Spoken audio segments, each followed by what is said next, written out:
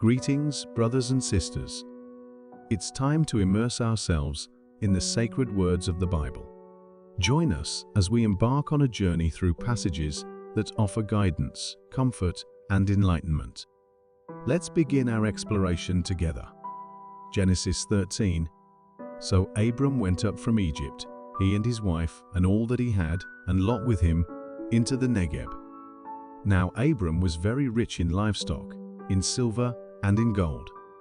And he journeyed on from the Negeb as far as Bethel, to the place where his tent had been at the beginning, between Bethel and Ai, to the place where he had made an altar at the first. And there Abram called upon the name of the Lord. And Lot, who went with Abram, also had flocks and herds and tents, so that the land could not support both of them dwelling together, for their possessions were so great that they could not dwell together. And there was strife between the herdsmen of Abram's livestock and the herdsmen of Lot's livestock. At that time, the Canaanites and the Perizzites were dwelling in the land. Then Abram said to Lot, "Let there be no strife between you and me, and between your herdsmen and my herdsmen, for we are kinsmen. Is not the whole land before you? Separate yourself from me. If you take the left hand, then I will go to the right, or if you take the right hand, then I will go to the left." And Lot lifted up his eyes, and saw that the Jordan Valley was well watered everywhere, like the garden of the Lord, like the land of Egypt, in the direction of Zoar. This was before the Lord destroyed Sodom and Gomorrah. So Lot chose for himself all the Jordan Valley, and Lot journeyed east. Thus they separated from each other. Abram settled in the land of Canaan, while Lot settled among the cities of the valley, and moved his tent as far as Sodom. Now the men of Sodom were wicked, great sinners against the Lord. The Lord said to Abram, after Lot had separated from him, "Lift up your eyes, and look from the place where you are, northward and southward and eastward and westward, for all the land that you see I will give to you and to your offspring forever.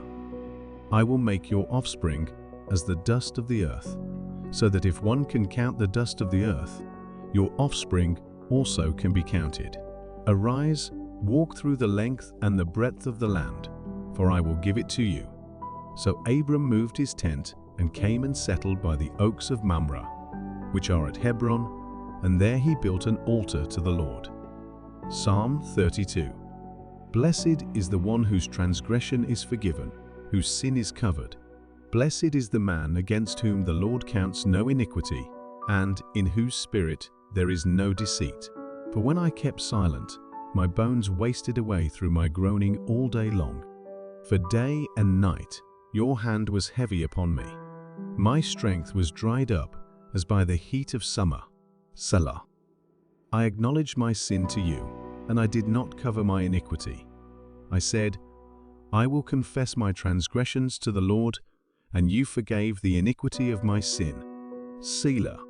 Therefore, let everyone who is godly offer prayer to you at a time when you may be found. Surely in the rush of great waters, they shall not reach him. You are a hiding place for me. You preserve me from trouble. You surround me with shouts of deliverance. Selah. I will instruct you and teach you in the way you should go. I will counsel you with my eye upon you.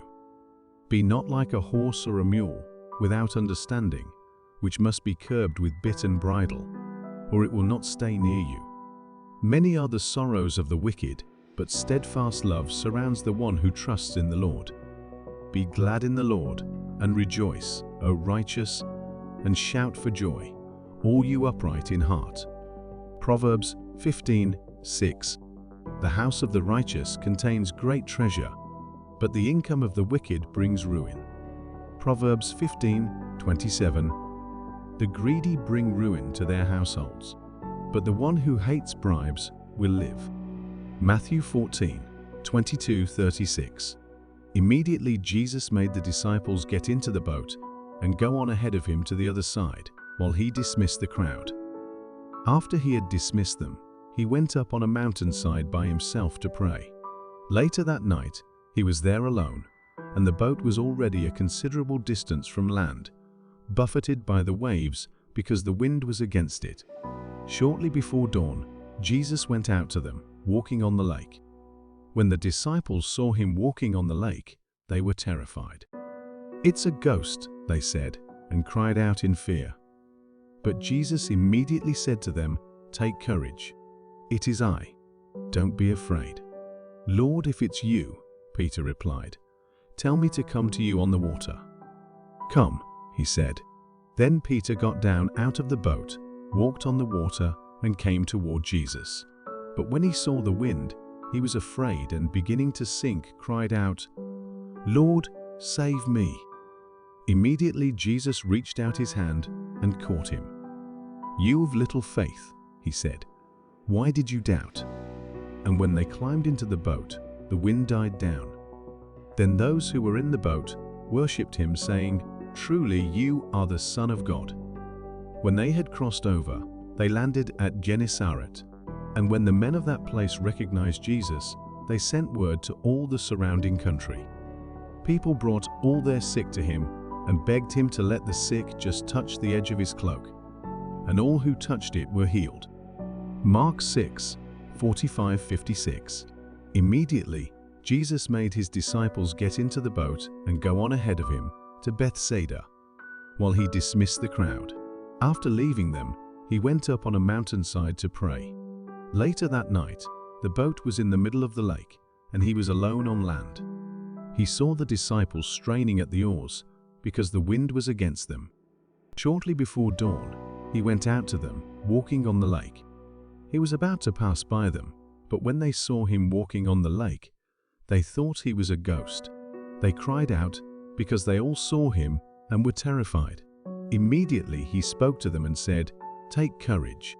It is I. Don't be afraid." Then he climbed into the boat with them, and the wind died down. They were completely amazed, for they had not understood about the loaves. Their hearts were hardened. When they had crossed over, they landed at Gennesaret and anchored there. As soon as they got out of the boat, people recognized Jesus. They ran throughout that whole region and carried the sick on mats to wherever they heard he was. And wherever he went into villages, towns, or countryside, they placed the sick in the marketplaces. They begged him to let them touch even the edge of his cloak, and all who touched it were healed. John 6:15-24. Jesus, knowing that they intended to come and make him king by force, withdrew again to a mountain by himself. When evening came, his disciples went down to the lake, where they got into a boat and set off across the lake for Capernaum. By now it was dark, and Jesus had not yet joined them. A strong wind was blowing, and the waters grew rough. When they had rowed about 3 or 4 miles, they saw Jesus approaching the boat, walking on the water, and they were frightened.